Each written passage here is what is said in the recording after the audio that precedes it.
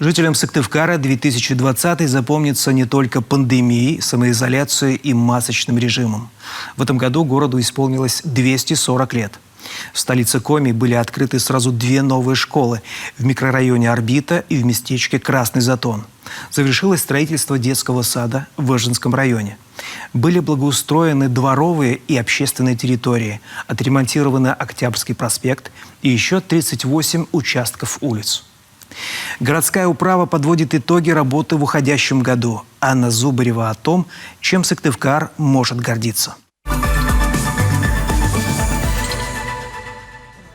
Открытие школы в Красном Затоне ждали давно. Поселок расширяется, растет и количество детей. Светлая, просторная новая школа. В середине ноября с открытием объекта сюда перешли 600 учеников. Еще столько же остались в старом корпусе. В этой школе каждый кабинет буквально напичкан цифровой аппаратурой. Есть игровой зал для продленной группы, медицинский блок со стоматологическим кабинетом, библиотека. Здание удобно и для особых учеников. Есть специальные туалеты, таблички и указатели со шрифтом Брайля. Мы работали практически в 3 смены, то есть день заканчивался, рабочий день наш в 6 часов. Детям было очень тяжело, нам было очень тяжело. Сейчас, конечно, условия для работы и для жизни изумительные. А чего только стоит эта школа в Сыктывкарском микрорайоне Орбита на 1200 мест, которую открыли 1 сентября. Все кабинеты с интерактивными досками. Здесь оборудованы 6 мобильных классов. Есть 3D-принтеры, плоттеры, цифровые лаборатории с наборами для экспериментов. У детей появилась возможность заниматься робототехникой. Тут есть даже астропланетарий, телескопы и устройства для имитации звездного неба. А для уроков физкультуры предусмотрены зал единоборств, большой спортивный и тренажерный, а также хореографический класс. Интересно уроки проводят, зажигают сердца детворы. И за это, любимые наши, благодарны вам от души.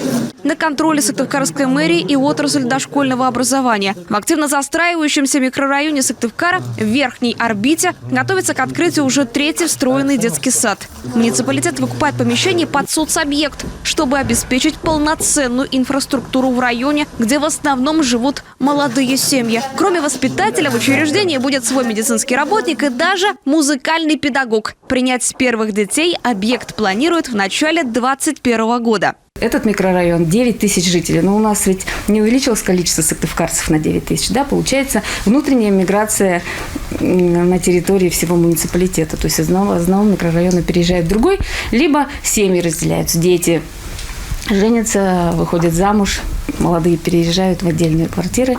А вот так еще в мае выглядел новый детский сад в Эжве, построенный по нацпроекту «Демография» на 270 мест. Строители монтируют силовые кабели, внутреннее освещение, систему вентиляции, штукатурят стены и перегородки. Бригада работает с утра до вечера, без выходных. В основном работают комплексные бригады, они приезжают на определенный вид работы, они занимаются этими работами. И, соответственно, по окончании только они уезжают. Метод работы, он не вахтовый, он больше, скажем так, приехал и закончил. Нет такого, что приехал, поработал на 15 дней. Именно что на полный цикл выполненных работ ребята приезжают. Сейчас социальный объект в 3-м микрорайоне, можно сказать, почти готов. Подрядчик завершил работу и покинул площадку. На очереди закупка мебели и лицензирование. Ожидается, что Эжвинский детский сад тоже примет воспитанников в начале следующего года. Здание рассчитано на 12 групп. Каждая со своим просторным игровым залом, спальней, санузлом и раздевалкой. Тут же, что в детских садах встретишь нечасто, небольшой бассейн с чашей размером 9×4 с глубиной чуть меньше метра. Для малышей в самый раз. Этот год сыктывкарцам запомнится и результатом благоустройства мемориала у Свято-Вознесенского храма в местечке Кируль. Обновленная памятная плита, скамейки, урны, уличные светильники, а еще голубые ели, горные сосны, гортензии, 1000 квадратных метров низкорослого газона. На одно только озеленение ушло более 1,5 миллиона рублей.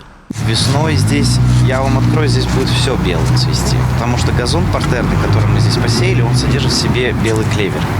И белый клевер, он как раз 3 раза в год цветет. То есть здесь будет постепенно, поэтапно цвести несколько раз в году полностью газон. Мемориал в честь участников революционного движения, гражданской войны, участников социалистического строительства в Коми крае установили в 1987-м. Спустя почти 40 лет его одели в мрамор. Памятные плиты наклонили, чтобы защитить их от снега. Шрифт на новых табличках постарались максимально приблизить к прежнему. Это самый был неблагоустроенный двор среди других храмов города Сыктывкара. Но посмотрите, как красиво благоустроено в Эжинском храме, да, в Кочпанском храме, в Орбите и так далее.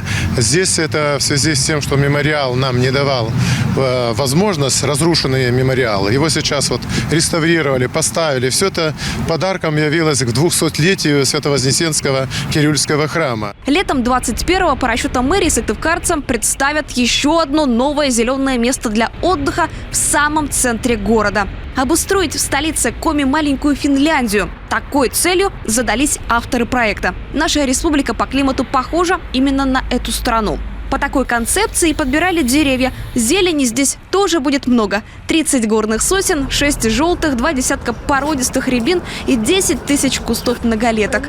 Кстати, первый этап работ по благоустройству подошел к концу. Рабочие уже успели электрику и оптику спрятать под землю. По всей территории уложили надежный гранит. Здесь применено гранитное покрытие. Почему гранит? Потому что, во-первых, это долговечный материал.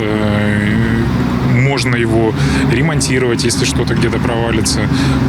При обслуживании правильном этот материал прослужит очень долгие годы. Здесь применено 3 цвета гранита. Светло-серый, серый и темно-серый, который называется габбра. Вот. В дождливое время они насыщаются несколько водой, и весь рисунок очень хорошо прослеживается. Но не только гранит укладывали под ноги в 2020-м. В Сыктывкаре в этом году по национальному проекту «Безопасные и качественные автомобильные дороги» отремонтировали 38 участков общей протяженностью около 30 километров. В том числе комплекс важных для города работ провели на одной из главных транспортных артерий города – Октябрьском проспекте. Здесь заменили водовод, реконструировали ливневку. По всей ширине проезжей части теперь новый асфальт. Октябрьский проспект на этом участке официально стал шестиполосным. Действительно, за 2020 год, несмотря на все сложности из-за пандемии, сделано немало. А сколько еще всего предстоит? В следующем году столетие республики. Темпы администрация снижать не намерена. На очереди воплощение в жизнь новых замыслов, не обделяя ни одну социально значимую сферу.